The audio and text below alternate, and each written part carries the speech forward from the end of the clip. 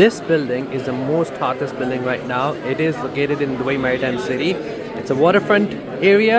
The building is located in the second row, but it has beautiful views around it, especially on the backside for now, and you get some water view from the middle as well.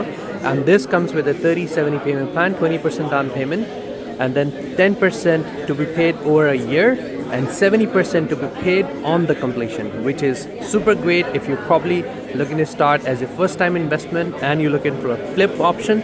This one is the greatest thing ever. This is the front of the building, super nice and beautiful, branded by Frank Muller.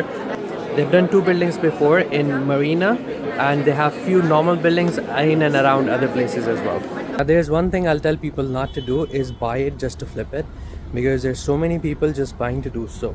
And you know, when supply becomes more, the demand becomes less, right? So you have to be prepared to keep it for a while, then sell it, then you can get the best margins on the profit as well. But on the other hand, this will do really good on the rentals. If you're looking to buy a property which will give you great rentals, this could be the one.